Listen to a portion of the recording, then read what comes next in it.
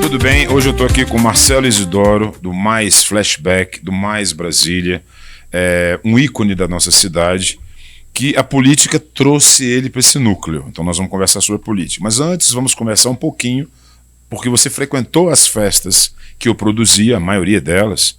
Eu fiz a festa da Porca do Parapuso, fiz festa fantasia, festa do pijama. Foram 7 anos, 150 eventos. Nós tínhamos em Brasília 2 produtoras, a Monday Monday, com a Share Music, e a Eixo Produções, que era do Leandro Zervinski, onde era Mansão Oasis. Pronto. As minhas festas começaram na Mansão Oasis. Desse período todo de flashback e tal, eu fiz algumas festas sim de flashback, mas eu era a vanguarda, eu trouxe os principais DJs do mundo para Brasília.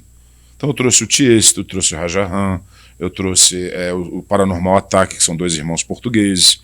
Então a gente trabalhava nessa sequência, mas ao mesmo tempo que eu parei de trabalhar com a música eletrônica, eu iniciei o processo de flashback.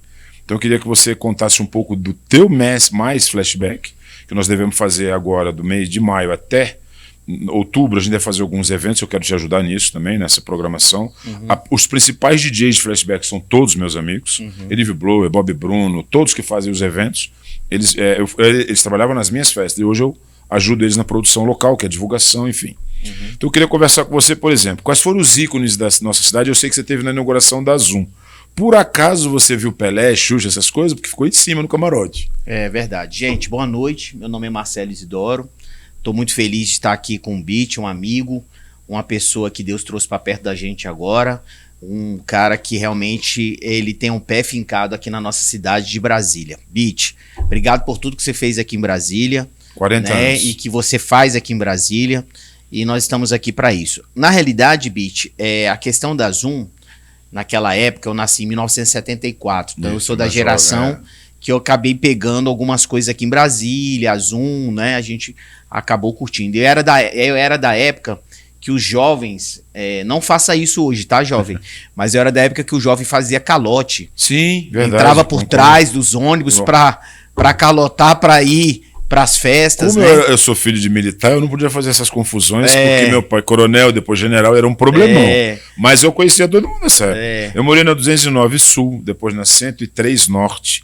Depois meu pai foi ajudante de ordem de um general, e nós moramos na 102 Norte. Sim. Aí depois nós compramos uma casa na W3, então eu produzia muitos eventos no plano piloto. Dificilmente eu saía daqui. A única vez que a gente foi para Taguatinga era pro Sushi Blue, que era do Marcelo Amaral. Ele abriu lá uma casa. E nós tínhamos uma boate lá no Taguatinga, que eu lembro o nome. Brasília em peso ia para lá, porque não tinha boate. Capital. Do Hélio e do Neto Kessler, que são hoje evangélicos. Sim, Capital. Então a gente parava o que estava fazendo aqui e ia para a capital. Era uma das principais boates. Mas aqui no plano, você é um pouco mais jovem que eu frequentei a L'Escalier. Então eu sou um exímio dançarino. Eu gosto de dançar o charminho, que você traz a menina e dança absurdo. Então eu era disputado pelas meninas, faziam filas para dançar comigo. Eu frequentei muito a Escaramuche. A gente fez também a inauguração da Escaramuche. Depois o Serginho Leite vendeu a Escaramuche para um pessoal de Taguatinga. Nessa época eu trabalhava com o Júlio Jardim. Aí nós publicamos uma notinha assim, agora Escaramuche, Escaratinga ou Taguamuche. Fechou o bote. Verdade, foi uma época boa. Eu sou da época da OP, da Company, do Headley. Eu tinha carteira da OP. Né? Ocean Pacific, né?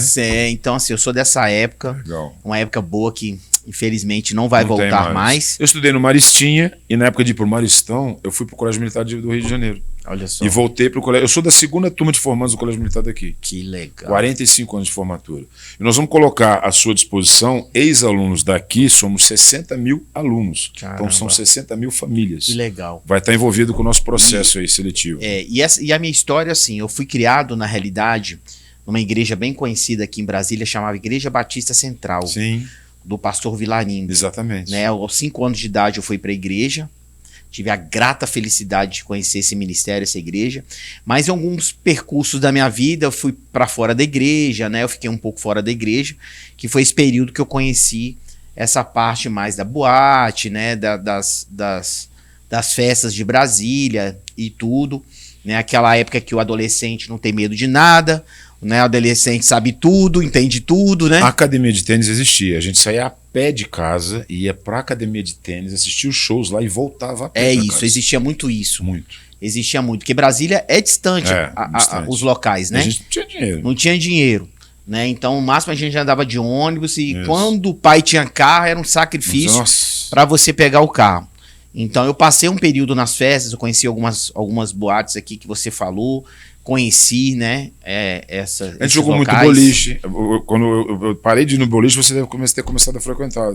Porque o boliche aqui era muito famoso. Era. Tinha a selva, que era um outro tipo de evento. Tinha várias coisas legais que aconteciam. Os principais eventos eram em casas. Exemplo, a Mansão Oásis, a QI 23, Chácara 23. Sim. Eram as festas Prime. Gilberto Salomão. Sim, todas as principais era boates, o point lá. Mesmo, assim, da juventude, tinha o grupo, né? do Bier Faz, eu ficava no La Massas, porque vivia cheio. Eu preferia umas mais tranquilas, sossegadas. Entre um e o outro era L'Escalier. Depois abriu o Entrecote.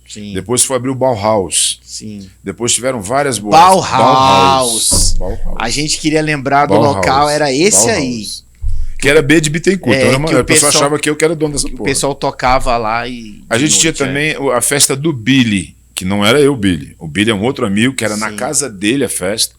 E ele dizia que a festa era aniversário dele. Mentira. E tinha abaixo assinado. Então a festa acontecia de qualquer jeito. Você parava o carro longe e o carro e uma van levar você para casa dele. Tinha vários estilos musicais. Depois nós começamos a pegar o Balaco, o Rodrigo Balaco, que era policial civil. Todas as festas dele, a gente ia, não sei se você chegou aí a algum evento dele.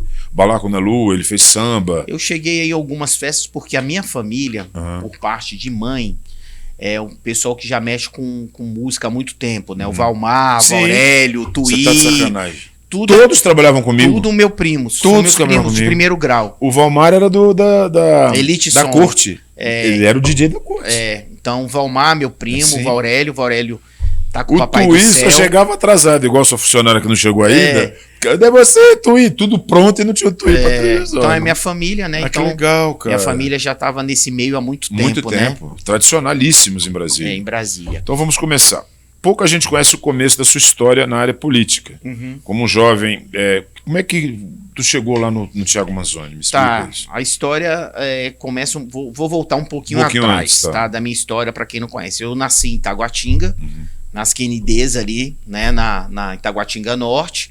Meu pai veio da Bahia, minha mãe de Goiânia, né? Casaram lá no Goiás, vieram para Brasília, para a construção de Brasília. Meu pai ajudou a construir Brasília. Ele achou que viria para Brasília, passar o período da construção e ia voltar. Por isso que muitos candangos não conseguiram lotes aqui na época. Por que eles achavam? Que eles iam pegar o lote, mas eles não iam ficar aqui, eles iam embora.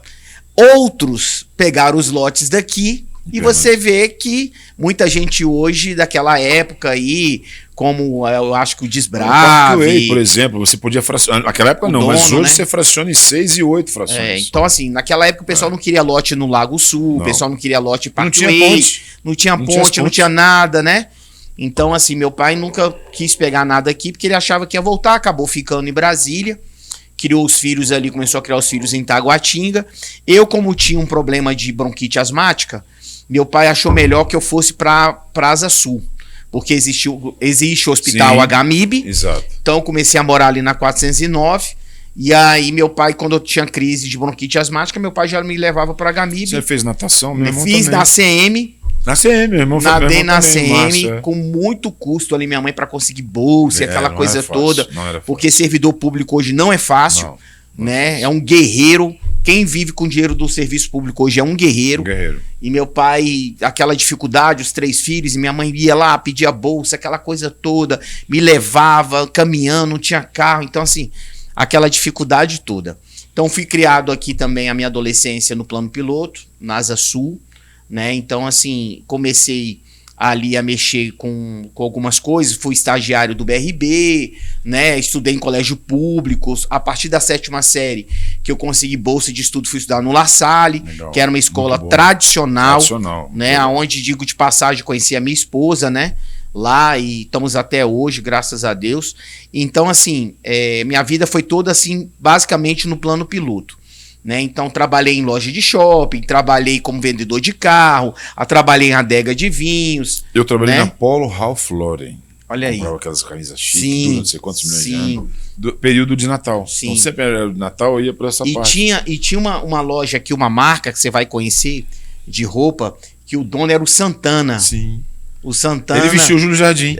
Ele patrocinava o Santana era famosíssimo. Mais ternos, coisas, sapatos. Roupa, né? Com ele aqui em Brasília, ele era muito famoso. Então, eu fui sempre uma pessoa que fui empreendedora, fui atrás dos meus objetivos, porque eu acredito que a gente só prospera trabalhando. Depois você chegou a trabalhar em algumas secretarias, você foi antes de chegar lá no Manzoni, você passou por outros órgãos. Não, passei por outros órgãos, mas eu comecei ali ajudando um deputado que foi deputado distrital, né? Primeiro eu comecei com o dono do CEUB.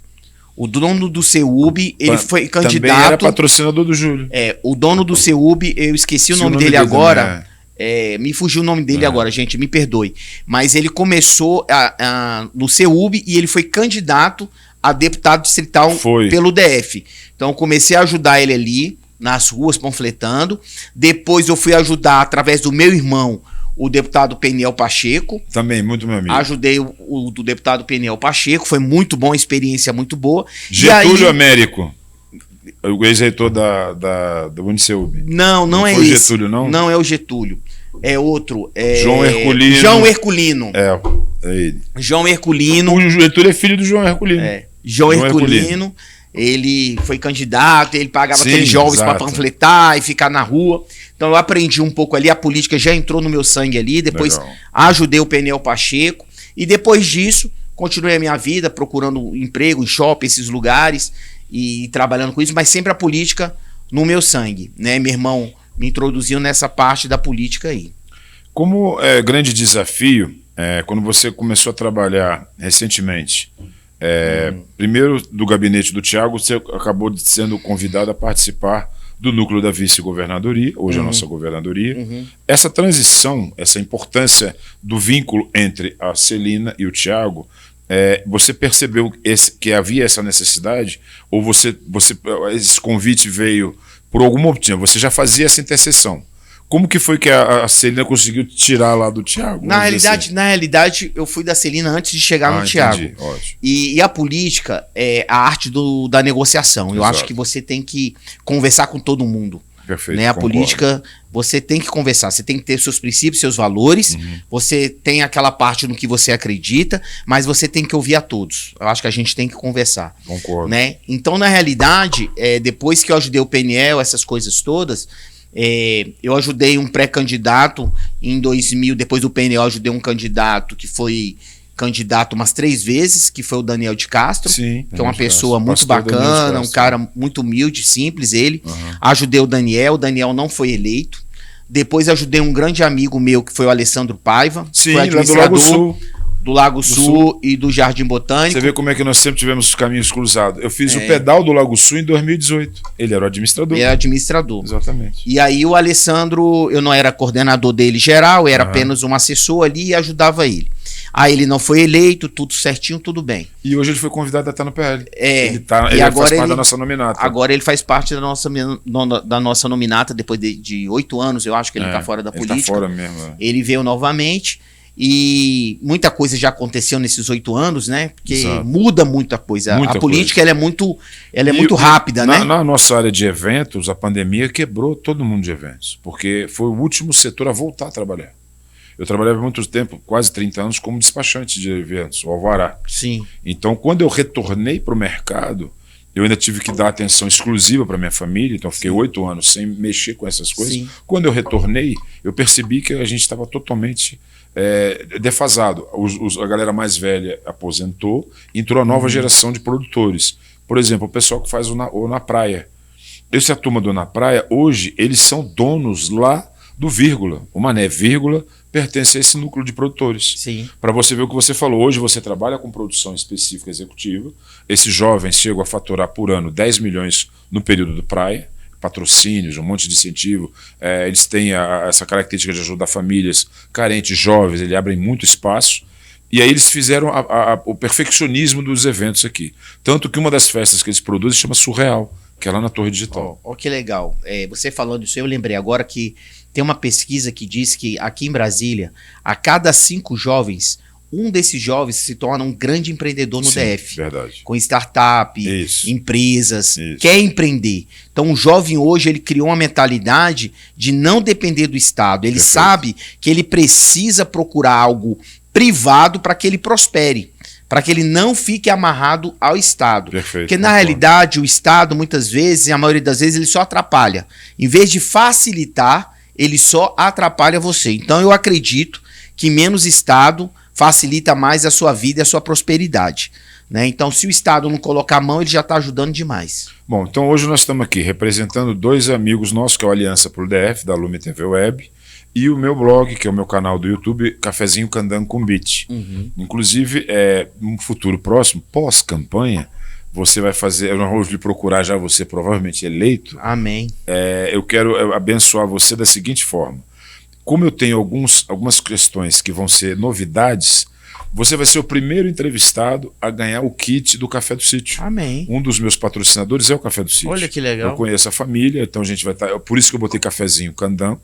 Então a gente vai tomar um café e conversar sobre como estaremos daqui a 6 meses. Verdade. Então já estou lhe convidando com antecedência, porque eu sei que a tua agenda é uma confusão danada. Mas estamos aqui. Eu queria conversar com você agora sobre o período que você fez a campanha. Agora pro Thiago. Vamos pro Thiago. Tá, então. Quando começou a campanha, era a tua primeira, assim, vamos dizer assim, experiência com maior responsabilidade. Sim. O que você ficou nervoso no primeiro momento? Porque o coordenador, ele tem que fazer os fechamentos, ele tem que conversar com quem vai ajudar, tem que coordenar a agenda do candidato, que é dificílimo coordenar isso, e tem que entender que você tem mobilização externa, mobilização digital, legislação eleitoral. O que te assustou logo no primeiro momento de tanta novidade? Tá, só voltando aí, que você me fez uma pergunta. Quando eu ajudei o Alessandro, eu entendia, o Alessandro estava no PSB, a Celina, ela estava com aquelas divergências com o Rodrigo Hollenberg, aquela confusão toda, e o Alessandro estava no PSB. Só que o Alessandro era muito amigo da Celina. E o Alessandro, na época, conversou ali, né? Falou que queria conversar com a Celina. A gente articulou essa conversa com a Celina. O Alessandro ajudou um pouco a Celina na candidatura dela federal. Chegamos já bem no final, porque o Alessandro é um cara muito fiel e tudo. Então ele falou assim, cara, onde não for o pessoal do PSB, a gente pode colocar a Celina e tal, e tá tudo certo. E aí a gente ajudou a Celina, eu estava no gabinete da Celina nessa época, graças a Deus a Celina foi eleita deputada federal, graças a Deus, por 1.000 e poucos votos. Eu acho que ela ganhou do Filipelli. Foi muito apertado. Foi muito apertado. Foi muito apertado, mas ela foi eleita, Deus colocou ela lá. E aí o Alessandro não foi eleito. Aí o Alessandro não foi eleito, eu voltei para o governo, para algumas secretarias no governo, dentre elas a Secretaria do Trabalho, trabalhei na administração de Sobradinho 2, trabalhei no DF Trans, então assim, eu já tinha andado um pouco aqui em alguns órgãos do Distrito Federal. E quando a Celina foi eleita e o Thiago e o Alessandro não foi eleito, passou o tempo, veio a pandemia. Sim. Quando veio a pandemia, em 2020, eu tive um probleminha da questão jurídica e o Thiago é um advogado. Sim. E aí eu liguei para o Thiago e falei, Thiago, eu preciso resolver alguns problemas de ordem jurídica e eu queria que você me orientasse. Marcamos o encontro, ninguém estava indo para a rua, não podia ir para a rua, mas a gente acabou indo no escritório dele. Ele começou a resolver alguns problemas meus. Quando terminou, ele perguntou para mim assim, Marcelo, é só isso que você precisa? Eu falei, não. Aí eu virei para ele e falei assim, em 2022 você vai ser candidato ao quê, Thiago? E aí ele virou para mim e falou assim, a nada. Bolsonaro já tá lá, já me representa, tô cansado, gastei dinheiro, gastei tempo. Ele fez a primeira campanha com 14 mil votos. Não, na primeira campanha que ele fez em 2018, pelo Partido Novo, ele teve 11.610 votos. Exato, isso. Tá? Ele teve a votação dele. E ele não queria mais, estava cansado. Eu falei, aí eu comecei a conversar com ele. Falei, cara, seu voto é muito barato, as pessoas acreditam nos seus princípios e valores, né, no conservadorismo, as pessoas precisam de uma voz lá na Câmara Distrital, na Câmara Federal, e a gente começou a conversar. Eu falei, ó, coloca 11.610 pessoas numa fila, você vai ver que é gente demais. Muita gente. Então você não pode deixar esse pessoal dispersar, né? Você não pode esperar mais 4 anos fora da política para você voltar depois, porque você vai começar do zero. E aí comecei a conversar com ele. Ele, como um pastor que ele é e um homem de Deus, ele falou, cara, eu vou orar, vou falar com Deus, e se Deus tocar no meu coração, nós vamos tocar esse projeto aí. Na segunda-feira ele me ligou, falou, Marcelo, eu vou fazer reuniões, vou falar do jeito que eu acredito, se as pessoas falarem sim, é Deus dizendo sim, se as pessoas falarem não, é porque Deus está dizendo não, e cada um fica no seu canto e vambora. E aí eu disse pra ele, Thiago, beleza. Aí na segunda ele me ligou, vambora, vamos seguir. E aí depois ele chegou pra mim e falou assim, mesmo com o pensamento ainda de querer ser candidato a federal, que a cabeça dele estava muito para isso, falei, cara, não, você não vai subir de elevador, você vai subir de escada. Você precisa aprender no Distrito Federal como funciona, você precisa entender a política do Distrito Federal para depois você subir. Porque não tem como a gente já pegar o elevador e subir sem a gente conhecer. A gente precisa conhecer a nossa cidade e a gente precisa saber a necessidade de Brasília para a gente poder defender a nossa cidade. A nossa cidade. É igual Washington. Ela é o entorno todo. São 35 cidades hoje, que nós não temos prefeitura, é tudo região administrativa. Exatamente. Mas a turma do entorno que vem para cá, para os hospitais, para as UPAs e tudo mais. Exatamente. Então é uma necessidade muito grande do distrital entender, não é só a parte central. Até o federal, isso, até quem quer ser candidato a deputado federal, ele precisa entender como funciona a política. Perfeito. Porque legislação, porque lá você botasse, por exemplo, não existe um KNAI de despachante. Sim. Eu apresentei um projeto de lei, depois eu vou te mandar, justamente para regularizar isso. E é lá na Câmara Federal. É na Câmara Federal. É na Câmara Federal. E quando você chega diante de 513 deputados federais, é um mundo. Aquilo lá é um mundo. É uma loucura. Né? Você se perde lá. Então você precisa conhecer. Aí o Thiago pensou e falou, vou sair distrital. Legal. Aí saiu distrital, a gente começou a fazer reuniões pequenas, começamos a trabalhar. E no final, ali, procuramos alguns partidos. Ele viu que o PL era o melhor caminho para ele. Né? Na época a gente até relutou um pouco, porque o partido só tinha gente grande, mas a gente sabia que Deus ia abençoá-lo. Eu já estava lá nessa época, e quando eu estive entrevistando ele lá Você no tava gabinete, com José Naves pediu que eu procurasse, ele falou, quem é o teu perfil, Bittencourt? É o Thiago. É o Thiago. Então eu estou com vocês já há 3 anos e meio. Já está perto da gente. E aí o Thiago foi eleito, graças a Deus, com 25.554 votos, né? Tá fazendo um belíssimo trabalho, hoje ele é presidente da CCJ, hoje ele é secretário-geral do PL, então assim, o Thiago cresceu disse muito. Não para algumas questões que precisavam dizer não. Sim, o acordo que a gente sempre teve, ele teve com o grupo, foi o seguinte, eu vou estar junto ali, posso estar junto com o governo, posso estar na base do governo, mas é o seguinte, tudo aquilo que for ferir os meus princípios e valores, eu estou fora e vou dizer não. Ele explicou. Então, aquilo que ele prometeu, aquilo que ele disse na pré-campanha e na campanha, ele está cumprindo. Exato. Doa o que doer. Questão, por exemplo, do acho que o ITB, o imposto, né? O ITBA, né? O ITBI era 3%, porra, ele conseguiu baixar para 2%, e você vê que 1% faz uma diferença num montante de um apartamento, uma casa de 3 milhões, 4 milhões. Faz uma diferença gigante. Faz uma Inclusive diferença o neto da Eunice Miquiles, o Tarso Miquiles, foi lá no gabinete agradecer ele. Ele economizou quase 60 mil reais de imposto. Só para você ver. Então, qual que é a função de um deputado distrital? Talvez algumas pessoas estão assistindo aí e não entendam, mas a função de um deputado distrital é fiscalizar. E criar leis. Exato. Tá? Não, a função do deputado distrital não é colocar tampa-buraco, não é fazer meio-fio. Não. A função do deputado distrital hoje é fiscalizar, é ir na administração, saber por que não está acontecendo, que as coisas não estão andando, é ir no hospital. Essa é a função de um deputado distrital. Eu queria te fazer uma outra pergunta. Na prática, trabalhar dentro do núcleo estratégico da vice-governadora te deu algumas nuances. Nós fomos em vários lugares que eu não conhecia, olha que eu sou rodado nessa cidade. Sim. Nós fomos lá, acho que é perto ali daquela reunião que estava o Thiago e que foi a Juliana. Aquela área ali eu não imaginei que era tão carente. Sim. Que são aquelas famílias que estão ali, que tem que ser... São Sebastião, né? Você iniciou um processo de regularização lá. Sim. Foi a primeira vez que eu estive ali, um pessoal super carente de atenção. Sim. Então ali eu entendi a sua importância dentro da nossa cidade. Você é um descobridor de problemas crônicos que ninguém está enxergando. Você já tinha percebido essa sua característica? Eu tinha, porque assim, na realidade, eu puxei algumas características da minha avó e da minha mãe, que elas sempre foram pessoas humanas. Minha avó foi enfermeira, parteira, né, na cidade e tal. Minha mãe também sempre foi fazedora de pontes. E eu puxei isso da minha mãe, de fazer pontes. E eu acredito hoje que a cadeira de deputado distrital, ela não tem sentido se não for para ajudar pessoas. Perfeito, concordo. Para ajudar pessoas. Se não for para ajudar pessoas, não sente na cadeira. Não sente, porque a cadeira de deputado hoje não é a cadeira para você ficar rico, não é cadeira para você prosperar. Para resolver problemas crônicos. Tá, Por então, exemplo, eu queria que depois você, uma das suas bandeiras, durante 6 meses, eu e o professor Kennedy, nós pesquisamos sobre os animais. Sim. O SOS Animais, que Sim. eu mudei em seguida para o SOS Vidas, porque envolve também crianças. Então eu não vou ficar preocupado só com cachorro Sim. e com gato. Sim. Eu tenho que estar preocupado com as crianças que estão morrendo de fome. Sim. Esse projeto SOS Vidas, a gente fez tão bem feito, nós fizemos o levantamento, nós temos mais de 4.000 protetores que não estavam confiando no governo. Então, quando surgiu e foi feito a CEPAM, Secretaria de Proteção Animal, os protetores não queriam se filiar, se aproximar. Hoje existe recurso para eles, para a questão da ração, para a questão da vacina, castração, hospedagem no hotel específico. E o que nós temos de dificuldade? Nós temos um hospital veterinário para 35 cidades. Então, eu sempre falo que a nossa cidade tem que ser dividida em 4 setores.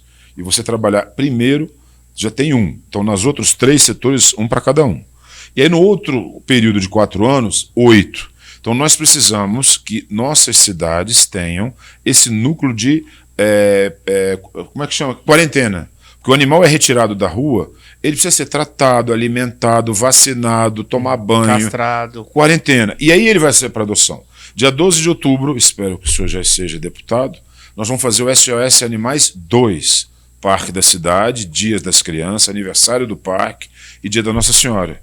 Então nós vamos fazer a primeira feira de adoção desses animais que a gente identificou. Muito legal. Então eu quero que você pegue essa bandeira. Eu não me envolvi direto, porque não é um problema pequeno. Vou te dar um modelo. Vamos supor que a gente viu um cachorro sendo maltratado e a Polícia Civil vai lá retirar o cachorro. Onde ela leva esse cachorro? Não tem. Isso que você está falando aí, bicho, é importante. Que eu quero até deixar claro quais são as minhas bandeiras e as minhas pautas. Sim, eu quero que você fale sobre as suas bandeiras. E eu vou chegar nesse ponto que você me falou. Hoje a minha bandeira principal é o conservadorismo. Sim, concordo. Tá? É conservar a nossa bandeira cristã judaica. Não tem como a gente não deixar de conservar os nossos princípios e valores.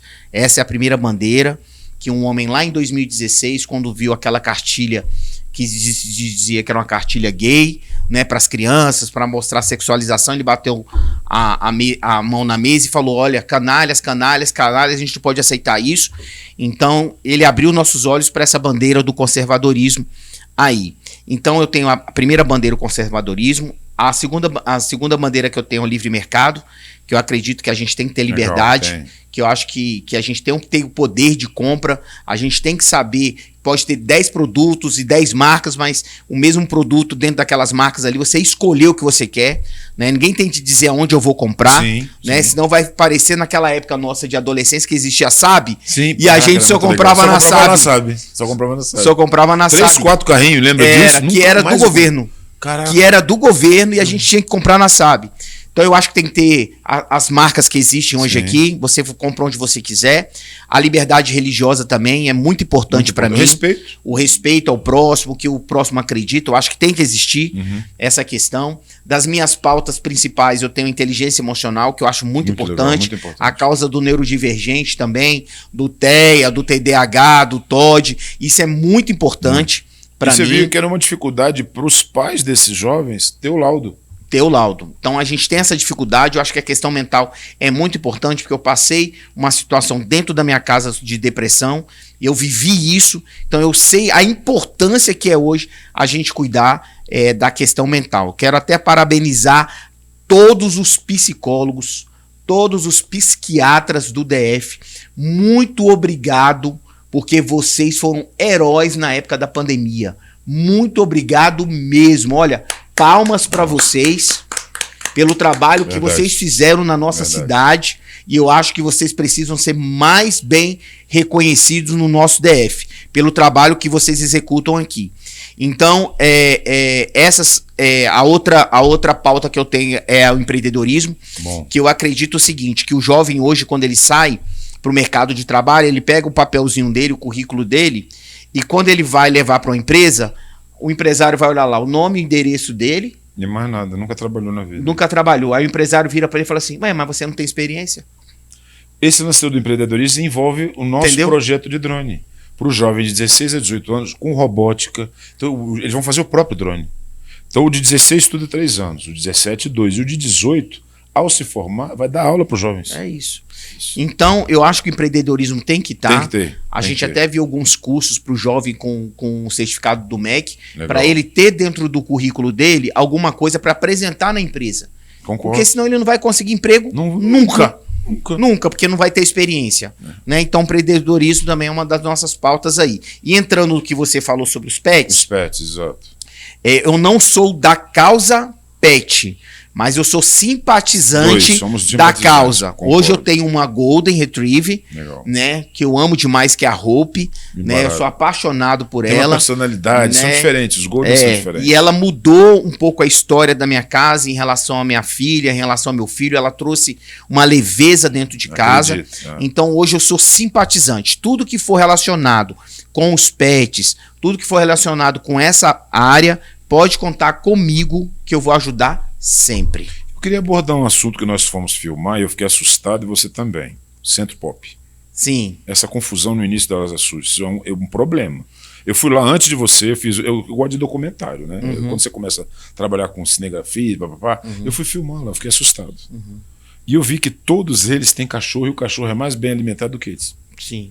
Isso é um outro problema. Eles só vão pro hotel social se tiver um espaço para o cachorro. Essa questão do Centro Pop é uma questão de política pública que tem que ser feita uma audiência pública com os moradores ali da Asa Sul para a gente discutir isso.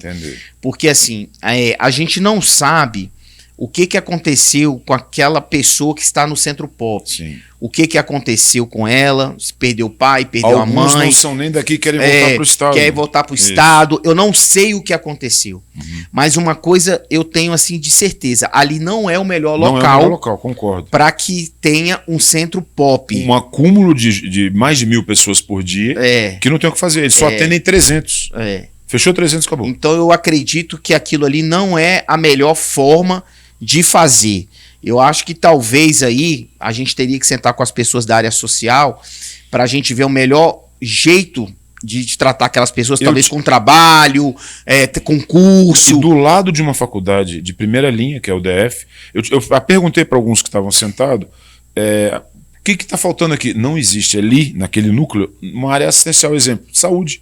Um remédio, febre, uma vacina para limpar um curativo, para fazer um curativo. Então, esse Centro Pop precisa ter uma parte da área de saúde. Até para a questão do empreendedorismo, fazer com que eles trabalhem, que não dependa do governo. Isso também. Né? Então, a gente vê em outros países de primeiro mundo que essas pessoas elas trabalham para pagar a sua própria comida, sua própria roupa. Então, eu acredito que tem que ter trabalho. A gente não tem o frio que acontece lá, o gelo, aquela neve. Mas as pessoas aqui morrem de fome. Mesmo não tendo os problemas de outros países, né, e continentes, nós não temos. A gente tem muita chuva, muito calor, aqui parece que os desertos, que esquenta de dia e esfria à noite. Então por isso tem muito problema de bronquite. É isso. Então o que eu quero te passar é o seguinte, quando nós fomos lá filmar e eu vi o potencial equivocado, ou seja, não está no local correto, então acredito que você já deve ter entregado um relatório para a nossa governadora. E eu queria te fazer uma pergunta. Quais são as principais virtudes da nossa Celina Leão? Cara, uma das principais virtudes que a Celina tem é humildade. Concordo. Eu trabalhei com a Celina, assim, as pessoas que não conhecem a Celina no dia a dia não entendem. Mas a Celina, uma das principais características que ela tem é a humildade. Não tem medo de trabalho. Não. Eu conheço a Celina que acorda 3, 4 horas da manhã, vai malhar para criar força, musculatura para o trabalho do dia a dia. Ela não tem hora para chegar em casa. Não. Quando você senta com ela, leva uma demanda, ela quer resolver, ela quer fazer a coisa acontecer. Então, assim, ela é muito proativa, né? Muito proativa. Então, assim, é mãe, é esposa, né? Tem a família dela, então às vezes as pessoas não entendem que também ela tem uma família, que ela também precisa cuidar. Ela não é uma máquina, ela é um ser humano, que ela tem acertos e defeitos, né? Então todos nós temos acertos e defeitos. E é muito mais fácil a gente jogar pedra nos defeitos, né? E não aplaudir as qualidades, né? Eu vou te contar uma particularidade da Juliane e dela. O Paco, através do PC, que é o chefe de gabinete dele. O Paco, ex-vice-presidente. Eles eram os padrinhos do meu projeto de drone. Quando houve a substituição, que o Paco foi para a área internacional, embaixadas, e a Celina assumiu aquela posição, o Paulo César me passou para a Juliana. Então a Juliana e a Celina são as madrinhas do nosso projeto de drones. Isso é muito legal. E vou te falar, você governar Brasília não é simples. Não é fácil. Eu tive algumas vezes agora lá na sala dela, da governadora, e você sente aquele peso da responsabilidade de Brasília. Então é mais fácil você jogar pedra do que você chegar lá e falar o que você precisa de ajuda. Se a gente pudesse se unir para ajudar, é muito mais fácil. E eu vou te contar uma coisa que eu vi recentemente, foi o depoimento dela sobre o dia 8. Fake news, um monte de merda, falando tal. Ela fez de tudo para evitar aquela confusão.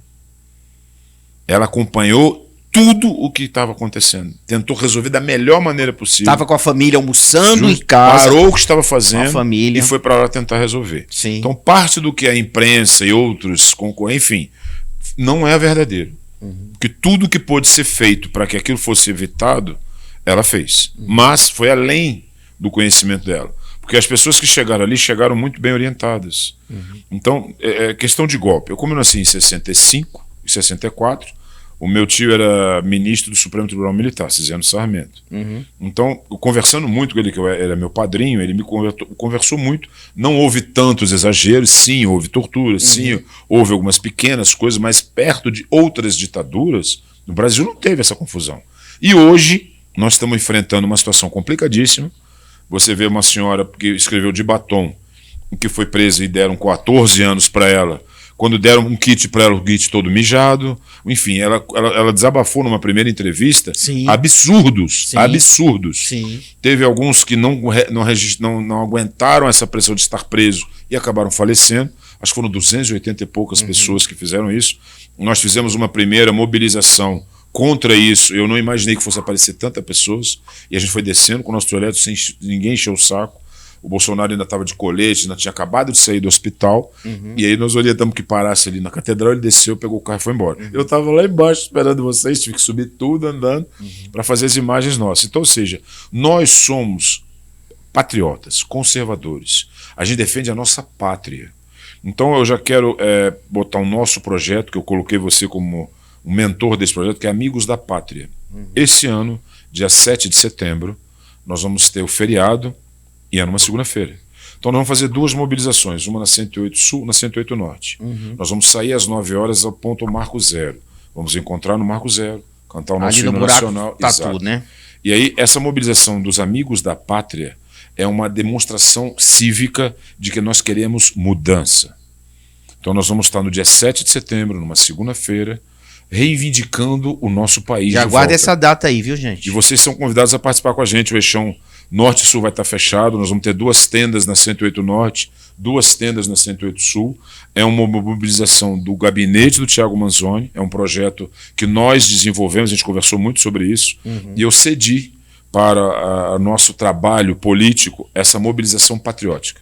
Então é um projeto que eu quero que siga para o Brasil todo. A mobilização do Acorda Brasil, do Nicolas, eu estive lá em 40 anos de Brasília, foi a primeira vez na vida que eu vi uma mobilização dessa. Um jovem que tomou uma atitude e os brasileiros compraram. 80 mil pessoas lá naquela praça. Eu fiquei com mais de 4 horas de chuva. Na hora do raio, os meus anjos da guarda, eu desencostei do trio. O raio caiu a 3, 4 metros da minha distância. Quem estava segurando ferro desmontou. Mas graças ao bom Deus, foram um susto, só uma pessoa que teve mais ou menos. E eu tenho para te dizer o seguinte: você representa novas lideranças. Você não havia necessidade de vir, mas você também recebeu esse chamado. E quando você recebeu esse chamado, eu me senti muito feliz. Porque quando a gente cobra pessoas do bem, pessoas que não têm ligação com essa confusão, vêm participar com seriedade, honestidade, idoneidade, determinação e afinco, essa é uma característica sua, que a governadora tem e que o próprio Thiago também tem. Nós que estamos nessas fileiras do PL, a gente já acompanha isso com muito coração. E eu quero te dizer que dentro desse projeto seu, eu vou colocar pelo menos 750 voluntários te ajudando. Amém. Que são as pessoas que eu cadastrei no período que eu fiquei no segundo turno, isso é importante, lá no Instituto do Compartilhar. Isso é importante. E eu queria até dar um recado aqui, a gente falando da governadora, para você, mulher que está nos assistindo, que é mãe, que cuida de casa, você trabalha, que você apoie a governadora, porque é muito difícil uma mulher chegar no status de governadora. Concordo. Porque é um cargo que geralmente é de homens. Exato. E quando chega uma mulher num cargo desse de governadora, é a hora das mulheres se unirem, apoiar, sabe, dizer a verdade mesmo para o governador, acerta aqui, você está errando aqui, mas as mulheres estarem unidas, participar do governo da Celina. É muito importante hoje a gente unir as mulheres em volta desse governo que nós estamos aí, que é muito importante. Então, eu convoco as mulheres a estarem apoiando. E eu quero aproveitar isso que você está falando. Existe uma situação que nós da direita a gente sofre, que é a abstenção. Cerca de 30% do eleitor brasileiro no Brasil todo não quer ir, não quer participar dessa confusão. Aí, a nossa eleição é proporcional. Então, aqueles que vão votar levam uma certa vantagem, que é a esquerda. Então, a gente pede que, além dessas mulheres ativas, empreendedoras, que participem votando. Escolha os números. Você sabia que o teu número vai ser o primeiro a ser digitado? São 5 números. Então escolha bem o seu número. Depois é o deputado federal, 4 números. O senador 1, 3 números. Senadora 1, né? Senadora 2, 3 números. Aí vem a governadora, que eu acho que é 20, né? E vem o presidente, que eu acho que é 22. 2 números, Os outros eu não vou falar, porque eu não sei, você tem que escolher ainda. Sim. Essa escolha, eu quero que os nossos ouvintes, enfim, a galera, a turma do Aliança pelo DF, pelo Cafezinho Candango e pelo Mais Brasília, né? Vocês prestem atenção, porque é importante a participação de todos. É uma eleição numérica. Faça a sua colinha, anote, converse com a sua mãe, com o seu pai, com seus irmãos, com sua avó. Porque se você observar, quem são as pessoas que gostam de ir? Quem tem mais de 60. Exatamente. E esse ano a gente tem um aumento do jovem votante. Que é até o dia 6 de maio, para tirar o primeiro título. E eu quero deixar esse recado para você que é jovem. Você que tem de 15 a 18 anos, isso. Não deixe de tirar seu título.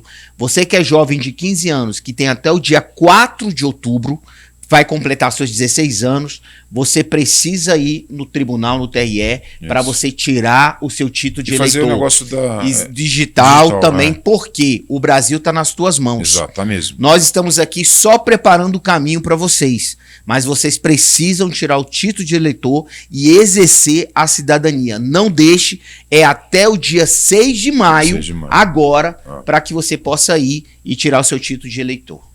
Se você tivesse que resumir a sua missão política em uma frase, qual seria? Pessoas. Legal. Aí veio que é engraçado. O que as pessoas podem esperar de você nos próximos anos? Compromisso. Ótimo. Deixa eu ver o que mais aqui. Sim. O que você realmente mudaria no discurso efetivo para a questão prática? A pessoa que é preparada, ela vai conseguir desenvolver, ou você acha que essa experiência toda que você teve vai fazer com que você possa fazer diferença de fato na Câmara Legislativa?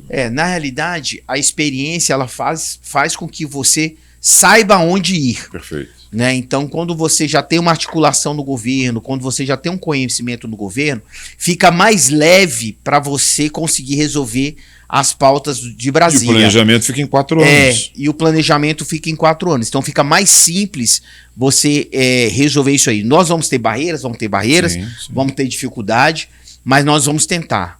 Né? A gente não promete nada, mas nós estamos aqui para tentar. E com a graça de Deus e a bênção, a gente vai conseguir. Eu quero que você, antes de terminar a nossa conversa, não sei quanto tempo tem, senão vamos deixar, a gente vai falar até amanhã. Sim. Me fala sobre as nossas... Eu vou te ajudar a fazer as festas de flashback. Tá. É engraçado que eu tô com essa camisa aqui. Eu tô vendo, todo mundo te pede. Todo mundo me pede essa camisa aqui. Eu, inclusive, viu? Ó, eu já pedi, não me deu, não tem do meu tamanho. Ele pedindo essa camisa aqui pra gente. Essa ideia surgiu de um grande amigo meu chamado DJ Paulo Violi, lá de Sobradinho. É um cara espetacular, um amigo. É ele, a Betânia, a sua família. E ele, um dia a gente conversando, ele falou, cara, vamos criar uma forma de trazer o pessoal dos anos 80, dos anos 90, para a gente lembrar essa época e tudo. E aí eu conversando com ele, né, a gente criou essa marca, eu queria explicar essa marca aqui para vocês. Legal. Por que essa marca tá aqui mais Brasília e o mais com Z? Primeiro, a gente tem ali o símbolo de Brasília, do Atos Bucão, que é muito importante esse símbolo. O mais com Z, porque é Marcelo Isidoro. Exato. E porque no I tem o verde e o amarelo, representando o Brasil.